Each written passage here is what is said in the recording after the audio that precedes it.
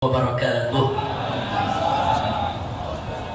Bismillah, walhamdulillah, wassalatu wassalamu ala rasulillah wa ala alihi wa sahbihi wa mawala.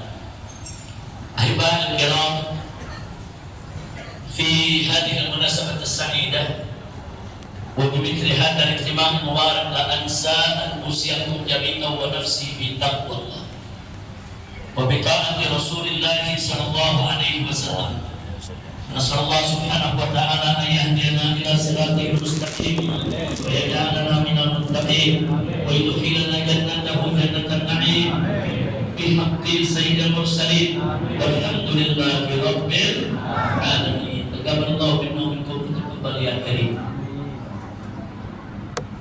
Kepada yang sama kita cintai dan sama kita muliakan, serta sama kita sampaikan apresiasi penghargaan itu segenap pengurus DPP Front Persaudaraan Islam, berikut DPW dan DPC-nya se-Jakarta.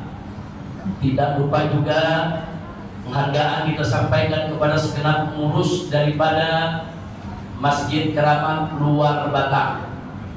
Hadir bersama kita di tempat ini ada Imam FPI DKI Jakarta Al-Habib Hamid Al-Kaf, ada Imam FPI Jawa Barat Al-Habib Zaki Al-Aidarus, ada Imam FPI Banten Kiai Haji Fakhrul yang juga hadir bersama kita. Kemudian tidak lupa Mutawalli Magam Keramat Luar Batang, orang tua kita, ayahanda kita Habib Hussein Al-Idrus, dan juga segenap daripada pengurus Masjid Luar Batang. Melalui kesempatan ini kita sampaikan kepada mereka semua, jazakumullahu khairal jazaa. Semoga Allah berikan balasan ganjaran yang berlipat ganda atas ketulusan mereka, kerjasama mereka semua, sehingga acara ini bisa digelar untuk ketiga kalinya. Mudah-mudahan akan keempat kalinya. Mudah-mudahan akan terus digelar setiap tahunnya. Amin ya rabbal alamin. Ahibahil kiram, di sini juga hadir bersama kita banyak tokoh-tokoh yang hadir bersama kita. Ada tokoh jawaranya Bang Kaca bersama seluruh pasukan daripada Brigade Jawara Betawinya ya ikhwan. Begitu juga tokoh-tokoh yang lain yang tidak saya sebutkan satu persatu nama-nama beliau, tapi sedikit pun tidak mengurangi rasa cinta dan hormat kita kepada mereka. Kita doakan semoga semua habaib, semua kiai, semua ulama, semua pengurus daripada Masjid Keramat Luar Batang dipanjangkan umur Allah, dalam taat dan ibadah, dalam sehat dan afiat, diberikan kebahagiaan dari dunia hingga akhirat. Amin ya rabbal alamin. Ahibadil kiram, baru saja bersama-sama kita membaca qasidah tentang manaqib Sayyidina Husain radhiyallahu anhu. Silakan perhatikan semua kertas masing-masing yang sudah dibagi. Di bait yang pertama, di situ saudara ada kalimat Husain tegakkan khilafah Rasyidah. Husain tegakkan khilafah Rasyidah. Apa sih yang dimaksud dengan khilafah Rasyidah, saudara? Khilafah Rasyidah itu tidak lain dan tidak bukan adalah kekhilafahan yang dikabarkan oleh Nabi kita Sayyidina Muhammad sallallahu alaihi wasallam, di mana kita punya Nabi alaihi salatu wassalam dalam satu hadisnya saudara yang diriwayatkan oleh ashabus sunan, begitu juga diriwayatkan oleh Imam Bazzar, Imam Baihaqi saudara, wa sahahahu Ibnu Hibban, di mana Nabi pernah mengatakan atau kama qala Nabi sallallahu alaihi wasallam, al-khilafatu min ba'di 30 sana wa ba'da dzalik sayakunu mulkun abu. Sadaqan Nabi sallallahu alaihi wasallam. Nabi mengatakan al-khilafatu min ba'di 30 sana. Kekhilafahan yang tegak berdiri setelah aku nanti usianya 30 tahun. Selanjutnya kata Nabi, wabada dzalik, setelah 30 tahun tersebut saya pun maka akan ada terjadi, akan datang mulkun adud, kerajaan yang menggigit. Jadi Nabi yang kasih tahu saudara, bahwa nanti setelah beliau wafat, kekhilafahan itu hanya tinggal 30 tahun. Setelah 30 tahun yang datang bukan lagi khalifah, yang datang adalah raja-raja, saudara, yang menggigit, yang menancapkan kekuasaannya di tengah umat, saudara. Nah, kemudian para ulama tarikh mencoba menghitung apa betul kekhilafahan yang dikabarkan Nabi itu hanya 30 tahun. Mari kita lihat, saudara.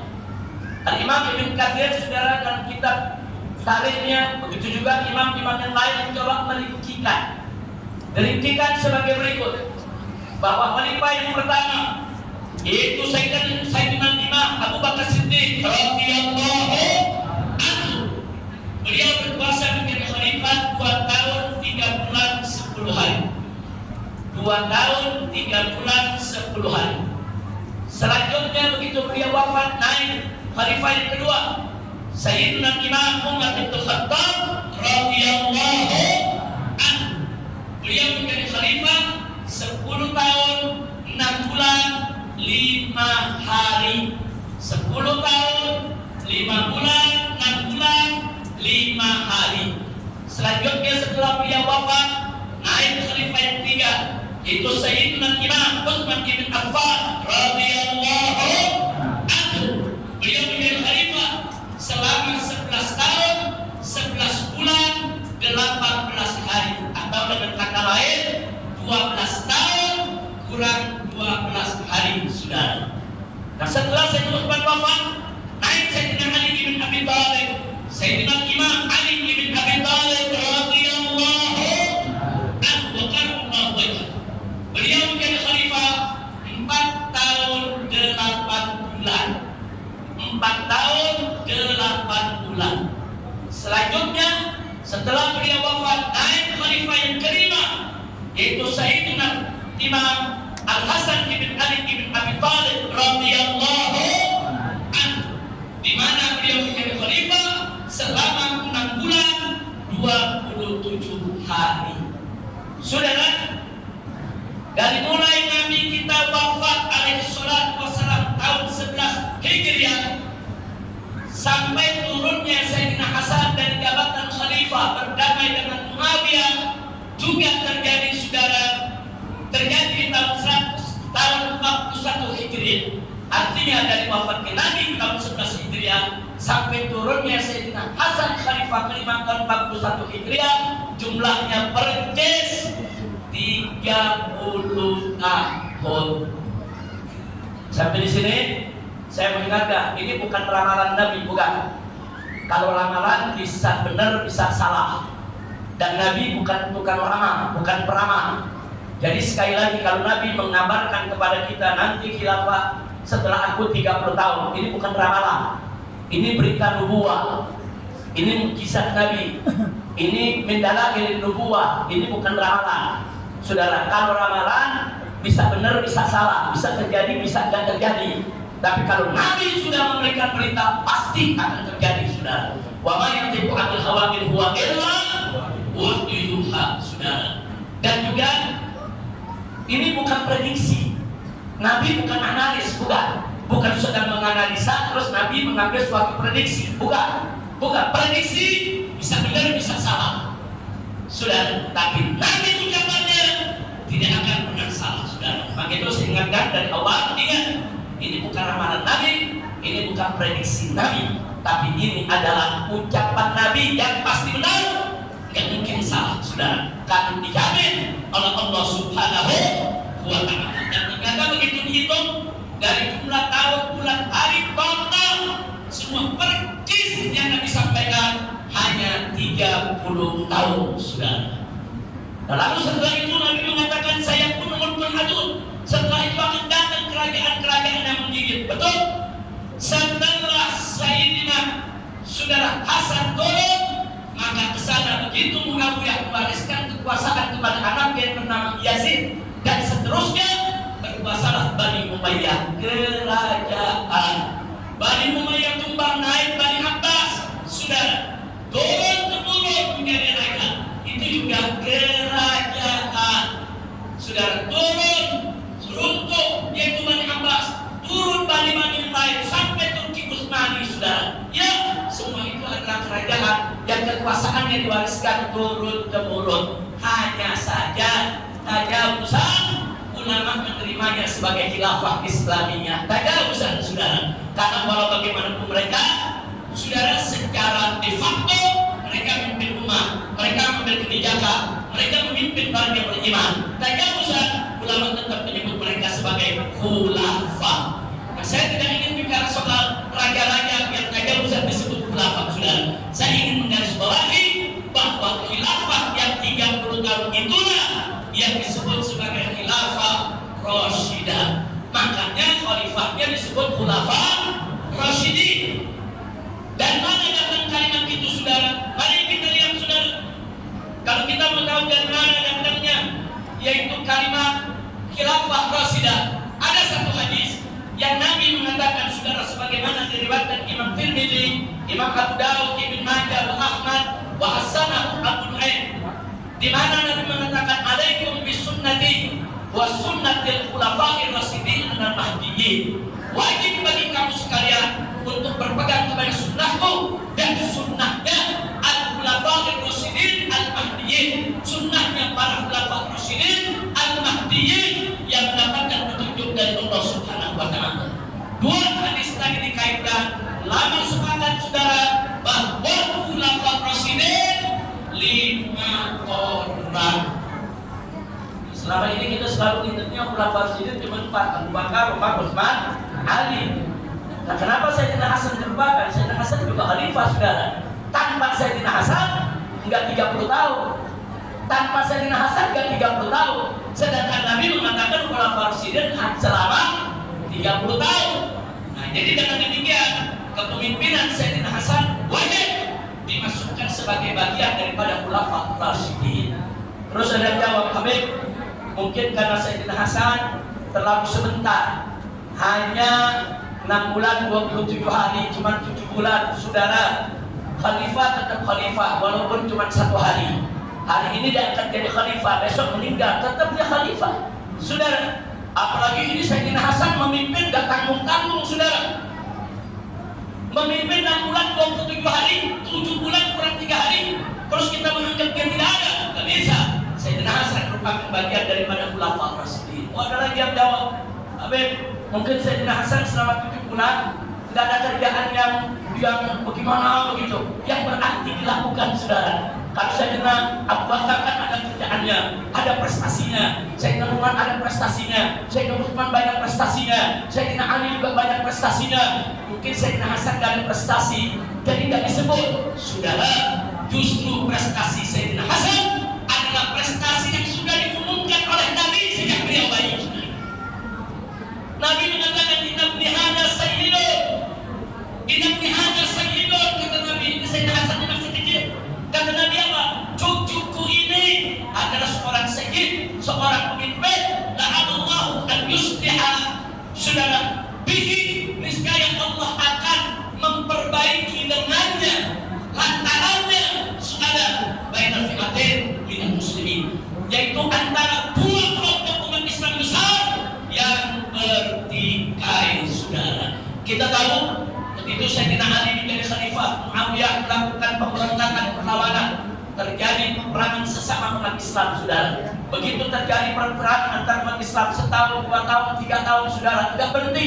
Begitu Sayyidina Hasan menjadi khalifah, saudara, kemudian Sayyidina Hasan mengajak Muawiyah duduk di perundingan, tercipta perdamaian. Sayyidina Hasan mundur, silakan Muawiyah yang menjadi khalifah. Yang penting tidak ada lagi peperangan di antara umat Islam. Artinya apa? Ini kerja besar, ini prestasi besar, bahkan prestasi yang sudah disampaikan oleh Nabi sebelum terjadi, saudara. Subhanallah. Nah, dengan khalifah yang punya prestasi menyatukan umat, saudara, kok mau dilupakan? Siapa bilang Sayyidina Hasan 7 bulan tidak ada prestasi? Bahkan prestasinya luar biasa. Ratusan ribu umat Islam yang bertikai, yang berperang, yang saling bunuh, disebar, tidak lagi mereka berperang, saudara. Sallallahu alaihi wasallam. Dan itu saya bertanya, Sayyidina Hasan, saudara, jasanya besar tidak? Besar tidak? Nah, itu yang saya ingin ingatkan. Jadi di bagian pertama, waktu disebut Al-Husain, tegakkan khilafah Rasyidah.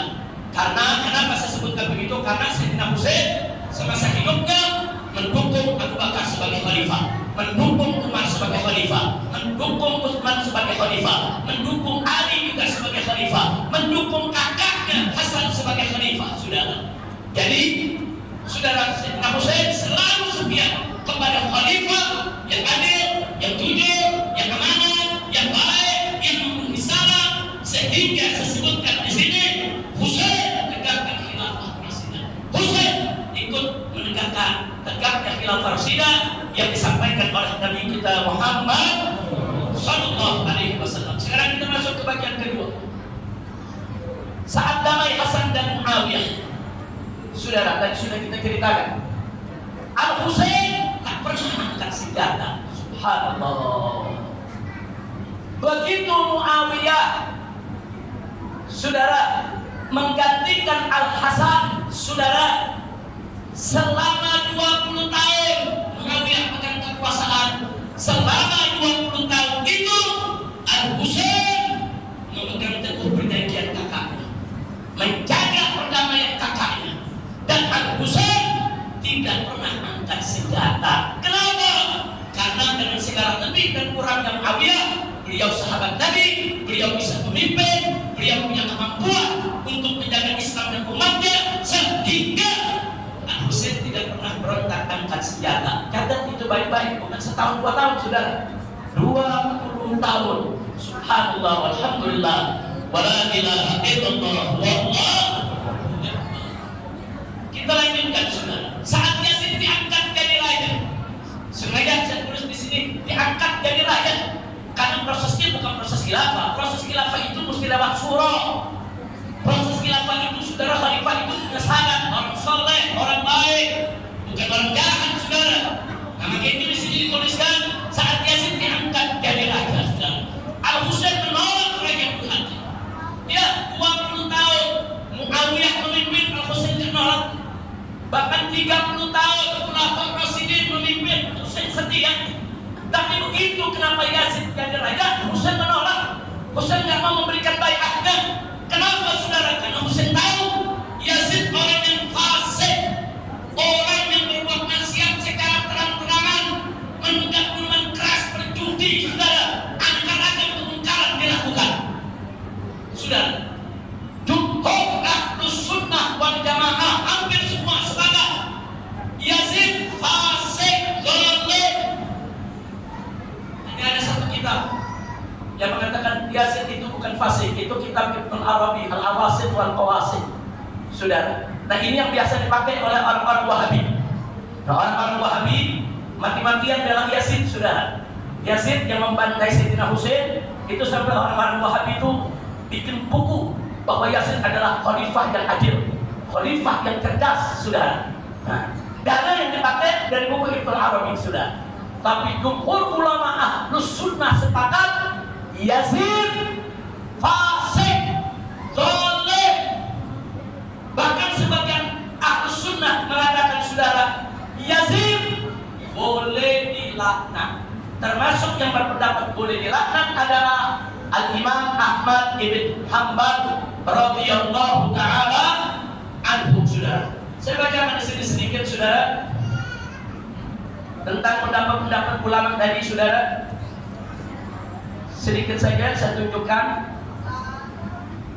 pendapat ulama tentang Yazid, saudara. Sepakat ulama tentang kefasikan Yazid, kecuali Ibnu Arabi dalam kitab Al-Awasim wal Qawasid. Itu saja, itu yang biasa dipakai oleh Wahabi, itu buku itu, saudara, untuk membela Yazid bahwa Yazid tidak fasik.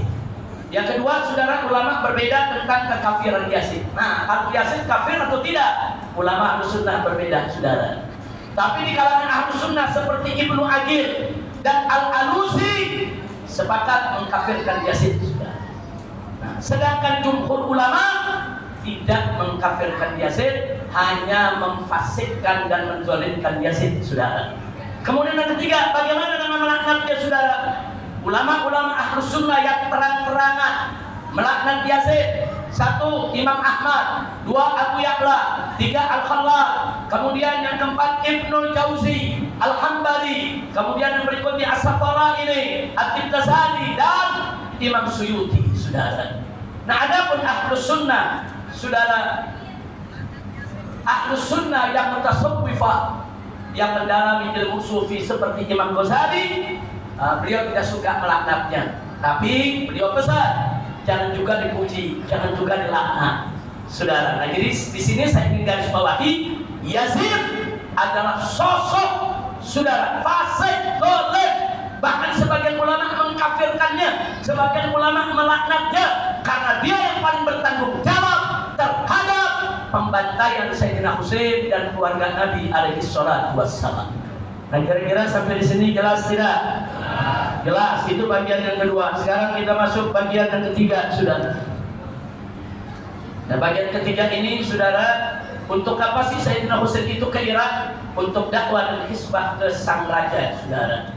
Jadi perlu dicatat, saudara semua, Sayyidina Husain menolak, tidak mau memberikan sumpah setia. Beliau nggak angkat senjata, cuma nolak. Akhirnya beliau dipaksa oleh Yazid melalui gubernur kota Madinah. Datangi Husain, paksa dia berbaiat, memberikan sumpah setia kepada khalifah.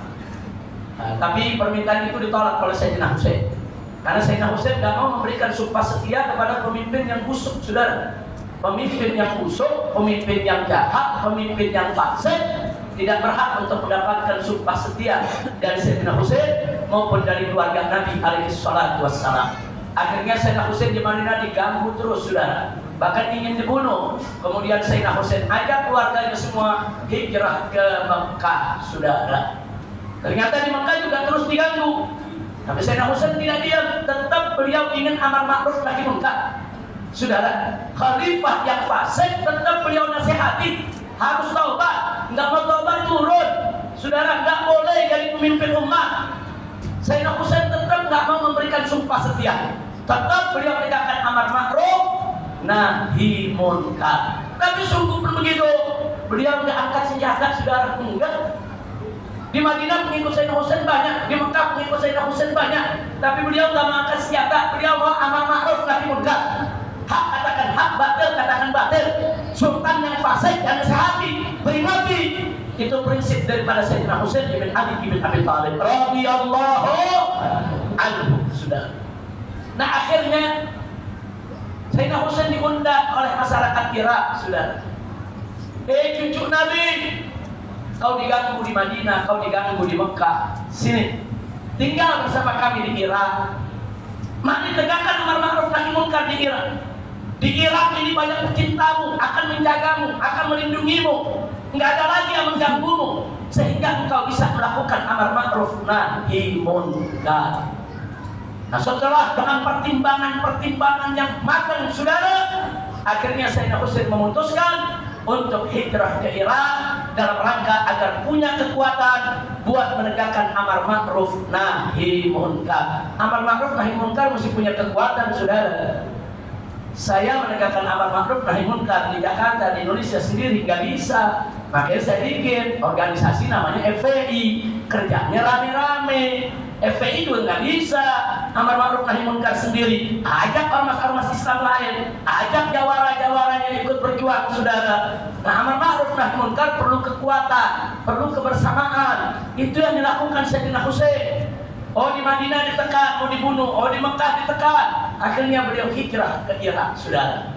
Nah, di tengah perjalanan beliau dikepung oleh pasukan Ibn Ziyad yang dikirim oleh Yazid, saudara.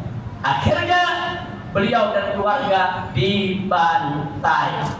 Nah, ini yang perlu kita ingatkan, saudara. Nah, jadi Sayyidina Husain dikirim ke padang Karbala. Saat itu jumlah keluarga dan sahabat Sayyidina Husain itu ada 72 orang. Ditambah Sayyidina Husain jadi 73. Ditambah Sayyidina Husain jadi 73, saudara. Nah, kemudian Ahlul Bait sendiri, saudara, itu jumlahnya ada 32.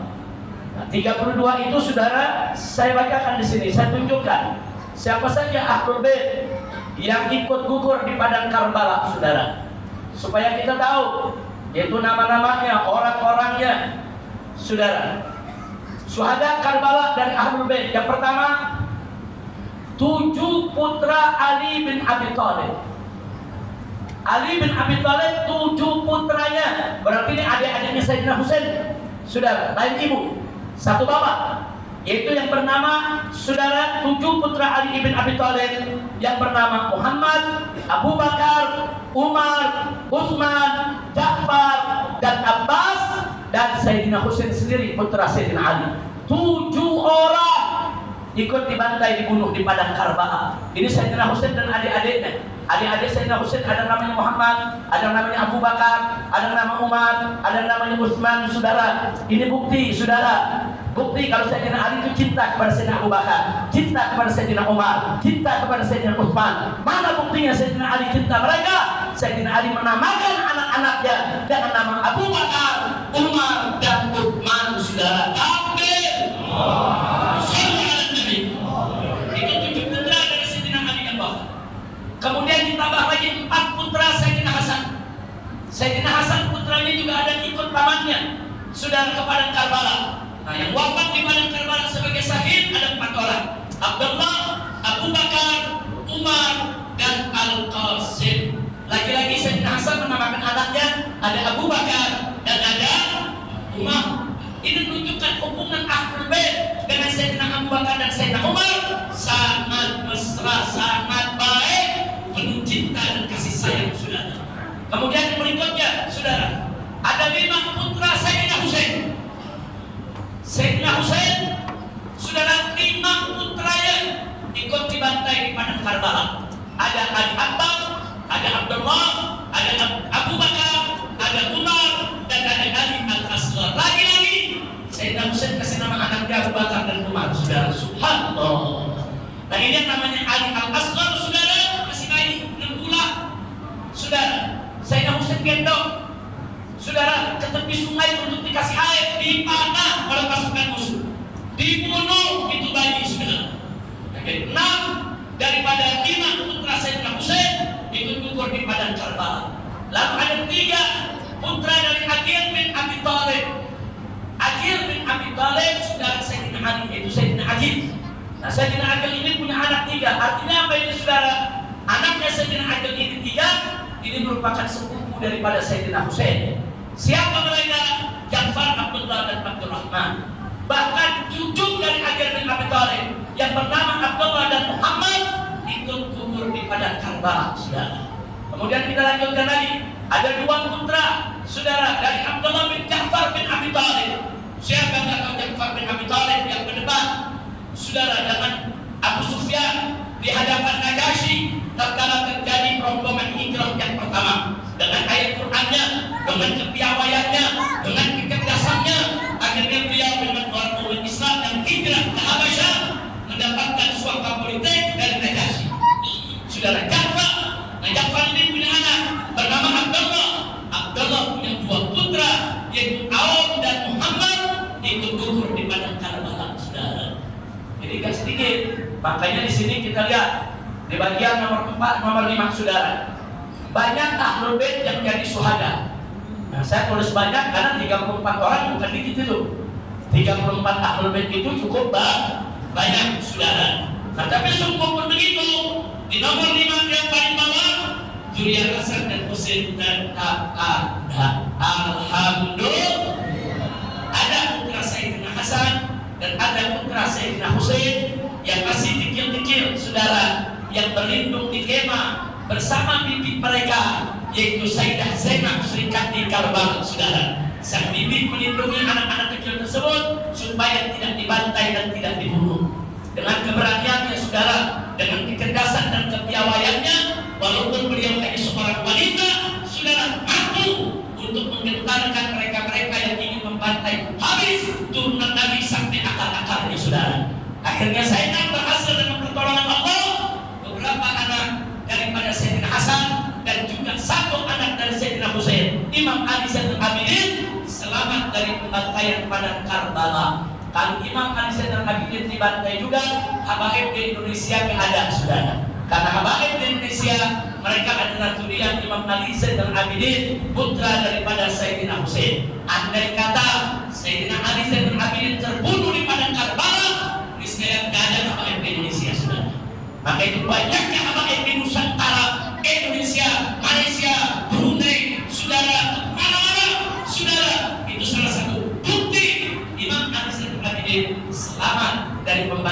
pada Karbala. Alhamdulillah. Kemudian dari itu kalian saudara. Nomor 6, Al-Husain mengajar umat Datuk. Apa diajar? Jangan pernah menjilat penguasa. Saudara. Jadi kalau orang nanya, Habib, Thariqah Ahlul Bait itu apa? Salah satu Thariqah Ahlul Bait ini saudara, jangan menjilat penguasa. Jangan kita mengaku ikut Thariqah Ahlul Bait kalau kerjaan kita saudara hanya menjilat penguasa. Nggak berani mengkritik penguasa.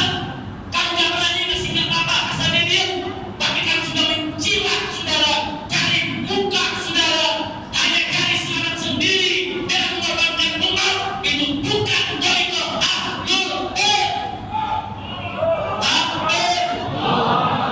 Itu juga salah satunya jangan jilat penguasa. Dan yang kedua apa?